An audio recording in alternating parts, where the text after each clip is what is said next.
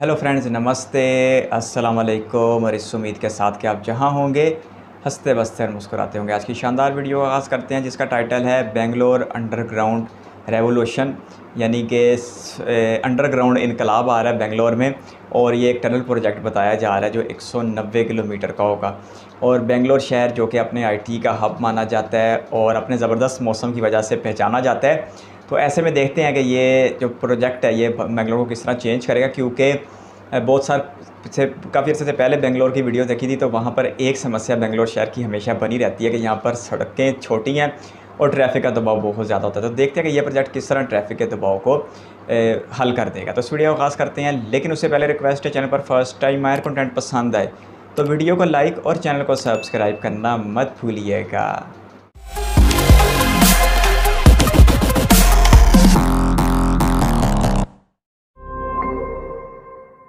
दोस्तों, बेंगलुरु शहर जो साउथ इंडियन स्टेट कर्नाटक की राजधानी और सबसे बड़ा शहर है।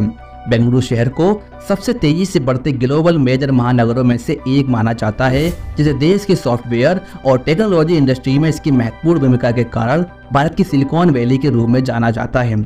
ये शहर कई टॉप टियर इंजीनियरिंग और रिसर्च इंस्टीट्यूट का घर है। साथ ही एरोस्पेस और डिफेंस सेक्टर में भी बेंगलुरु शहर की उपस्थिति उल्लेखनीय है। ये शहर दुनिया के टॉप 5 टेक्नोलॉजी क्लस्टर में से एक है और यहाँ 5500 से अधिक आईटी कंपनी मौजूद हैं। और अगर आपको नहीं पता तो बता दूं, भारतीय आईटी इंडस्ट्री तकरीबन 4.1 मिलियन लोगों को जॉब प्रोवाइड कराती है और हर साल लगभग 137 बिलियन डॉलर का एक्सपोर्ट करती है, जिसमें करीब 40% जॉब जनरेशन बेंगलुरु में होता है। बेंगलुरु शहर में इंडियन स्पेस रिसर्च ऑर्गेनाइजेशन यानी कि इसरो, हिंदुस्तान एरोनॉटिक लिमिटेड यानी कि हैल और विप्रो जैसी कंपनीज के हेडक्वार्टर्स मौजूद हैं। इसी के चलते बेंगलुरु शहर में हर साल जॉब्स के लिए आने वाले लोगों की संख्या में ग्रोथ देखने को मिल रही है और आज बेंगलुरु शहर की आबादी 14 मिलियन से ज्यादा हो चुकी है, जहां पिछले साल बेंगलुरु की आबादी में 4,04,62 की ग्रोथ हुई है, जो 2.94% एनुअल चेंज को दर्शाता है। यही वो वजह है कि शहर के इंफ्रास्ट्रक्चर को उससे तालमेल बिठाने में काफी संघर्ष करना पड़ रहा है, जहां रोड पर व्हीकल की संख्या में तेजी से होने वाली वृद्धि के कारण यातायात की गंभीर समस्या पैदा हो चुकी है, जिससे यहाँ रहने वाले लोगों के लिए डेली अप डाउन करना एक मुश्किल काम बन गया है।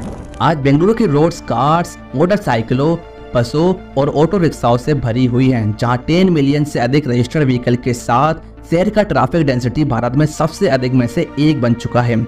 जिस सफर को पूरा करने में 30 मिनट लगते हैं, वही सफर शहर में बढ़ते ट्रैफिक की वजह से 1 घंटे में पूरा होता है। ऐसे में बेंगलुरु शहर को लगातार भीड़भाड़ से छुटकारा दिलाने के लिए और लोगों के सफर को आसान बनाने के लिए काफी एफर्ट्स किए जा रहे हैं, जहां नवा मेट्रो का एक्सपेंशन, नए फ्लाईओवर का निर्माण और रोड्स का चौड़ीकरण करके कनेक्टिविटी में सुधार और भीड़ भाड़ को कम करने का प्रयास किया जा रहा है। लेकिन दोस्तों, ये सब बेंगलुरु जैसे शहर के लिए काफी नहीं है। ऐसे में बेंगलुरु शहर के लोगों को और भी बेहतर फैसिलिटी देने के लिए पिछले साल कर्नाटक सरकार ने बड़ी खुशखबरी दी है, जिससे यहाँ के लोगों को ट्रैफिक जाम से छुटकारा मिल सकता है। आपको बता दें, कर्नाटक के डिप्टी सीएम डीके शिवकुमार ने बेंगलुरु शहर में ट्रैफिक कंजेशन को कम करने के लिए 190 किलोमीटर लंबे टनल रोड के कंस्ट्रक्शन का ऐलान किया था।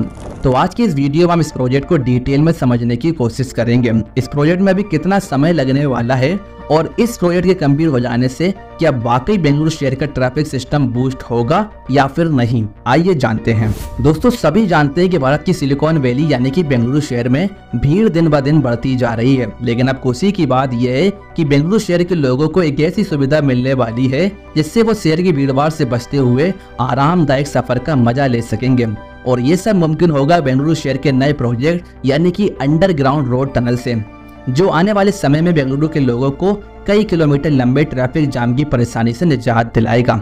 दरअसल बात यह है कि पिछले साल कर्नाटक की नई सरकार ने बेंगलुरु शहर में अंडरग्राउंड टनल रोड बनाने पर अपना ध्यान केंद्रित किया है, जिसके लिए राज्य के डिप्टी सीएम डीके शिवकुमार ने शहर में लगने वाले लंबे ट्रैफिक जाम को रोकने के लिए 190 किलोमीटर लंबे टनल रोड का प्रपोजल पास किया है, जहां इसकी फिजिबिलिटी रिपोर्ट को तैयार करने के लिए 8 कंपनियां क्वालिफाइड हो चुकी हैं। ये कंपनी टनल रोड के लिए स्टडी करेंगी और एक रिपोर्ट तैयार करेंगी, जैसे कि टनल 4 लेन होनी चाहिए या फिर 6 लेन। साथ ही इस रोड का एंट्री पॉइंट और एग्जिट पॉइंट क्या होगा और क्या इस रोड को शहर से बाहर एक्सपेंड किया जाना चाहिए या फिर नहीं। इन सभी मुद्दों पर विचार किया जाएगा। यहाँ पर DK शिव कुमार ने कहा था कि प्रोजेक्ट बहुत बड़े पैमाने का है और इसके लिए बड़ी मात्रा में फंड की जरूरत है, इसलिए इसे कई स्टेज में पूरा किया जाना है। यहाँ पर जो 190 किलोमीटर टनल रोड प्रपोज है उसके कुछ प्रायोरिटी एरिया हैं, जिनमें Bellary road, old Madras road, HT mall junction से Mekhri circle, Miller road, Chalukya circle, Trinity circle, Sarjapur road, Hosur road, Kanakapura road से कृष्णा राव पार्क, मैसूर रोड से Sirsi circle, Magadi road, Tumkuru road से Yeshwanthpur junction, outer ring road, Goraguntepalya, KR Puram, silk board क्षेत्रों की पहचान की गई है। यहाँ पर DK शिव कुमार ने हैवी ट्रैफिक कंजेशन को देखते हुए कंसर्न ऑफिशियल और ट्रैफिक पुलिस के साथ भी चर्चा की है और उनके मुताबिक यहाँ पर जो रोड टनल बनाई जाएगी वो कम से कम 4 लेन की जरूर होने चाहिए और उन्होंने मानसून सीजन के चले जाने के साथ ही इस प्रोजेक्ट में तेजी लाने की बात कही है। रिपोर्ट्स के मुताबिक प्रपोजल सबमिट हो जाने पर राज्य सरकार उस प्रपोजल को केंद्र को भेजेगी और अगर आपको नहीं पता तो बता दूं, DK शिव कुमार इससे पहले इस प्रोजेक्ट को लेकर केंद्रीय मंत्री नितिन गडकरी जी से मिल चुके हैं और इस प्रोजेक्ट को लेकर चर्चा भी कर चुके हैं, जहां उन्होंने गडकरी जी को बताया था कि व्हीकल नेशनल हाईवे के माध्यम से बेंगलुरु आते हैं और यातायात जाम का कारण बनते हैं। इसके बाद नितिन गडकरी जी ने इस प्रोजेक्ट को लेकर पॉजिटिव रिस्पॉन्ड किया था और इसके लिए एडवाइस भी दी थी। वहीं इस साल 26 जनवरी गणतंत्र दिवस के अवसर पर राज्यपाल थावर चंद गहलोत ने कहा था कि बेंगलुरु शहर में भीड़भाड़ का स्थायी समाधान खोजने के लिए चुनिंदा स्थानों पर टनल रोड का निर्माण प्रस्तावित है। साथ ही इंटरनेशनल एजेंसी की सहायता से डिटेल प्रोजेक्ट रिपोर्ट तैयार करने की प्रोसेस जारी है। दोस्तों, रिपोर्ट्स के मुताबिक इस प्रोजेक्ट पर करीब 50,000 करोड़ रुपए खर्च होने की उम्मीद है और इसे कई फेजेज में पूरा किया जाएगा। इसके पहले फेज में 50 किलोमीटर लंबी टनल रोड बनाने पर ध्यान केंद्रित किया जाएगा। इससे शहर की 5 मेजर आर्टीरियल रोड्स के बीच यात्रा का समय घटकर सिर्फ 20 मिनट का रह जाएगा।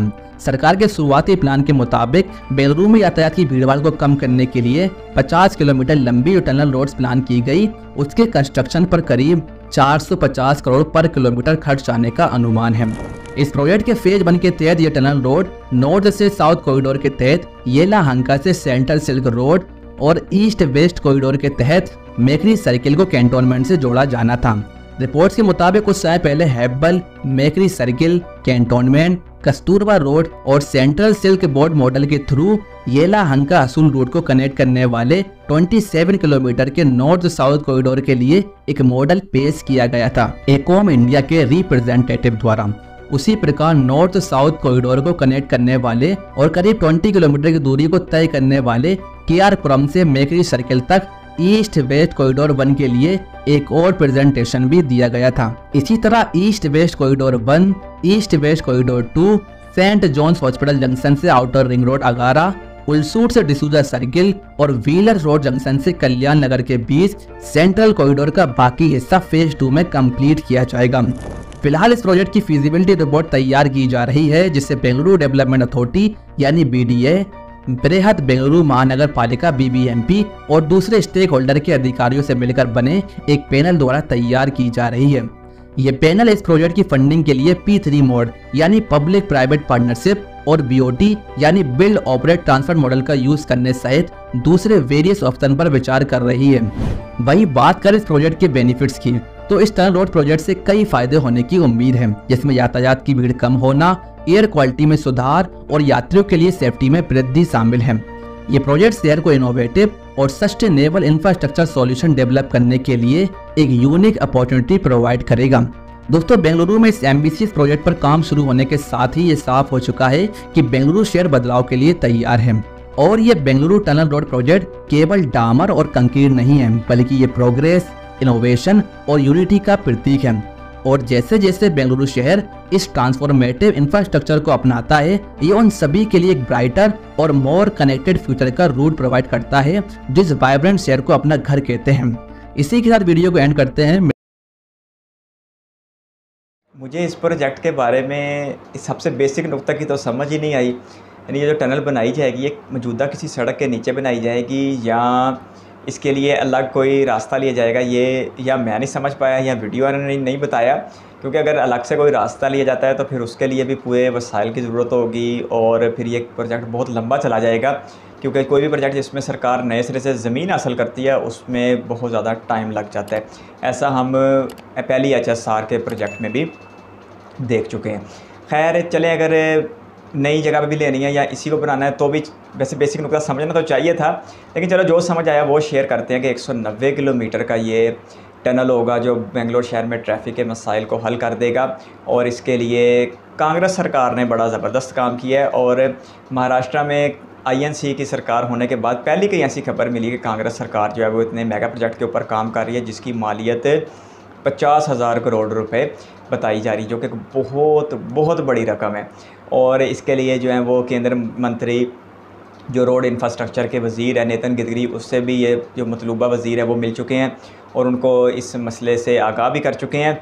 लेकिन ये जो प्रोजेक्ट है ये बहुत मुश्किल लग रहा है, हो जाएगा लेकिन अच्छा खासा मुश्किल होगा, इसलिए इसे कई फेजेस में बनाना पड़ेगा।